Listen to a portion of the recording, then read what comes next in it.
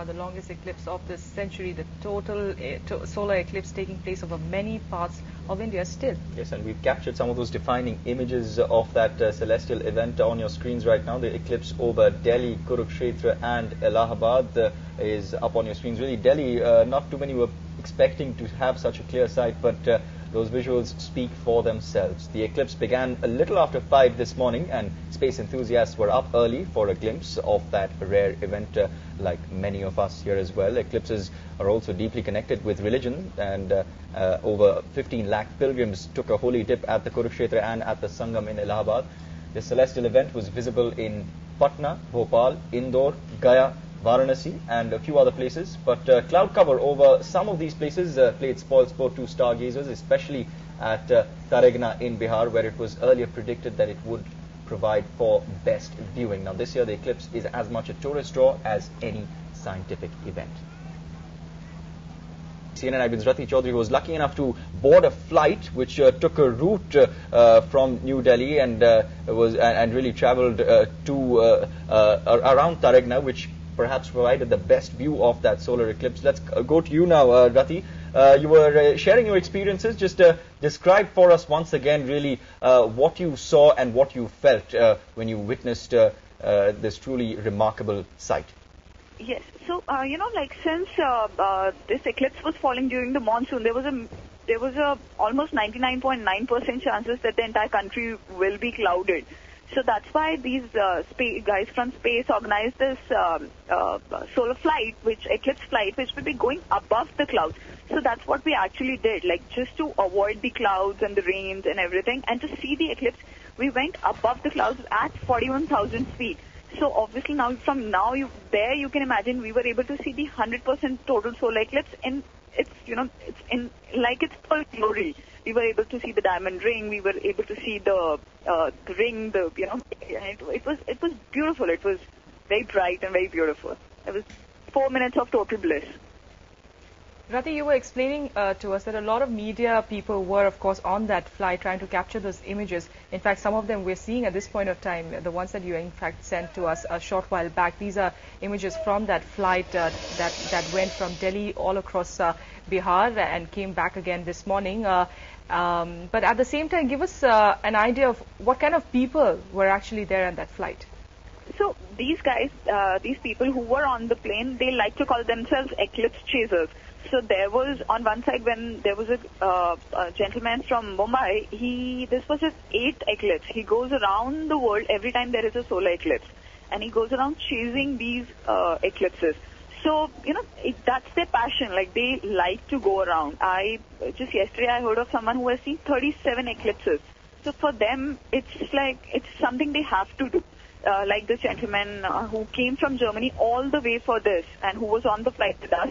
He was saying interesting observation, interesting thing that he had to say. He was like, it's like rare wine. If you taste it once, you want to do it over and over and over again.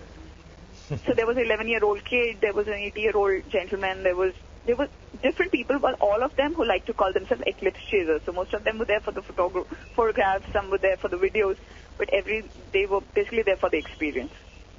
Right, Rati, you mentioned that there was an 11-year-old child as well on the flight. Of course, a sight like this would be of great interest to youngsters as well. What was his reaction? A girl, Shreya Srivastava. Oh, sorry, okay. And she's a photographer. So she's a prodigy child, she's a very good photographer. So we have met her earlier also.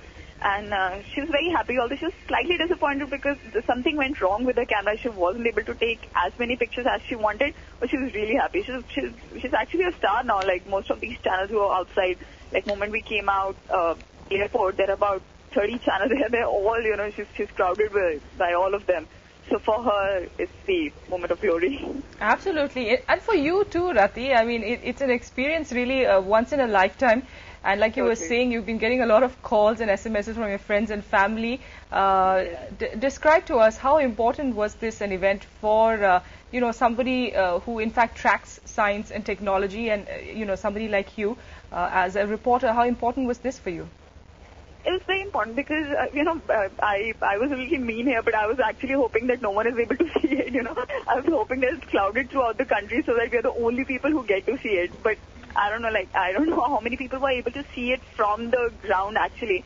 But for the people who were in the flight, see, if they have spent so much money, even like with me, I had to really, call these guys, the people who were organizing it, and make sure that I get a seat on the plane. So for all of us, it was really important. And before I was going, I don't think even if there were some people in the office who didn't know my name, now they know, because I think all of them, one by one, came and asked me, so are you going on the flight? So obviously the excitement, there was a lot of excitement. I think it was worth it. It's totally worth it. Chances of it going wrong, there were major chances. Anything could have gone wrong. It's something which is, nature's thing. But thankfully everything just went perfectly. Right, of course, nature is unpredictable. I mean, just see what happened at Tarigna.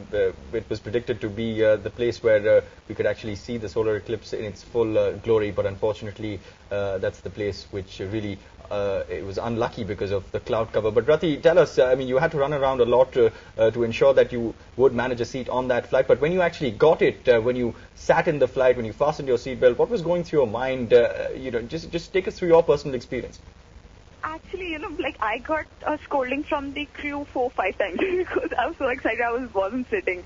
Not just me, the other channels, like there were 2-3 other channels. They were not willing to sit because it was just 2 hours and 35 minutes, and there was so much to do. There was so much to talk to people, and during that totality thing, we couldn't talk to anyone because everyone was just so occupied, just looking at it. It was beautiful. What was happening, with the sun and the moon. It was something which we'll probably never see again. So just that the time was very less. There was so much to do and so much to experience. Really, like, I didn't really sit. All the time I was standing on my feet, running from one corner to other, trying to get the best shots.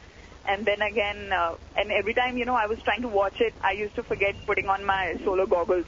So that also, I had to be reminded like a couple of times. I'm a very responsible person otherwise, but seriously, like today it was so beautiful, that all these responsibilities, they were just not coming in my mind. Yes. All I wanted to do was talk to people and, just see outside. Try and get their experiences as well. I'm sure, like you're describing it to us, it must have been quite a sight and quite an experience really to be traveling on that flight. Rati, thanks so much for joining us.